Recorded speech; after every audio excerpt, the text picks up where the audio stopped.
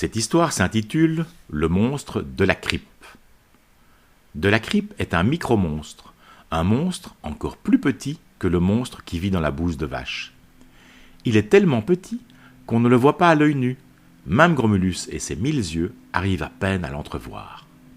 Et encore, il faut qu'il sache bien où regarder, et qu'il se concentre, et qu'il ne soit pas distrait par son 529e œil, celui qui louche et qui regarde toujours quelque chose d'autre.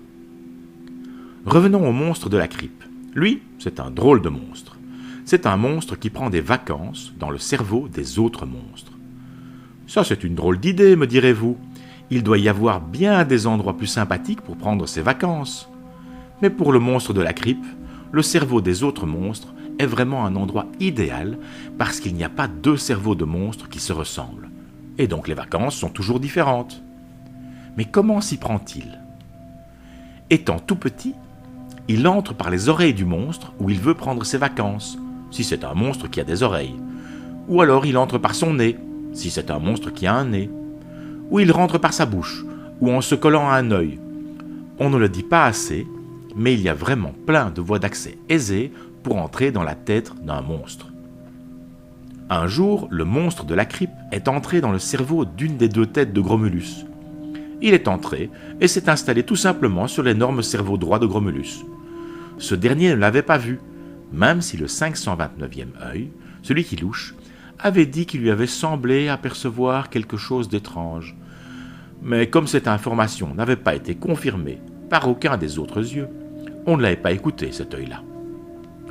Le monstre de la crypte avait donc pu s'installer tranquillement dans un des deux cerveaux de Gromulus. Il avait ouvert sa valise, déplié et planté son hamac, aïe, avait fait la tête droite de Gromulus, pris son magazine consacré aux histoires de monstres célèbres et avait entamé sa semaine de vacances.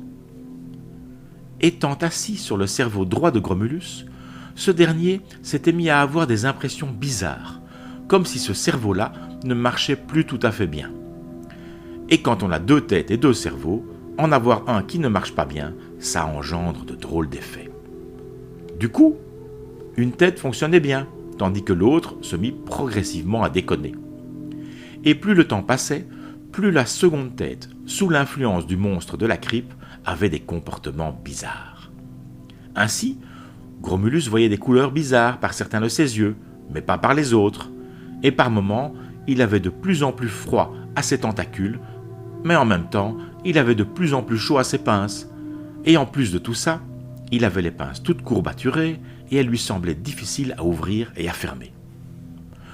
Plus tard, cela empira, et dans la région de l'eau, en bas de son corps, ces zones eau se mirent à bouillir subitement. Puis, quelques heures plus tard, elles refroidissaient à toute allure et se changeaient en glace.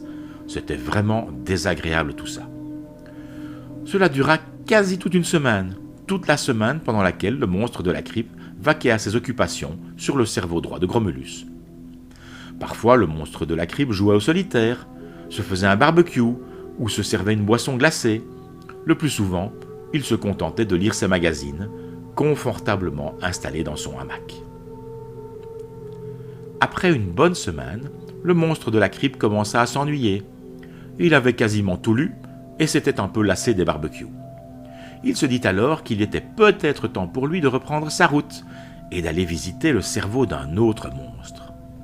Il replia donc son hamac, le rangea avec ses magazines dans sa grande valise, puis, passant par l'œil qui louche, qui ne trouva pas cela drôle du tout, hop, il quitta le cerveau de Gromulus. À peine le monstre de la crypte était-il parti que Gromulus commença à se porter mieux. Ses pinces ne lui faisaient déjà plus mal et il voyait à nouveau normalement. Ouf, se dit-il un peu soulagé. Quelle drôle de semaine, bien content qu'elle soit terminée.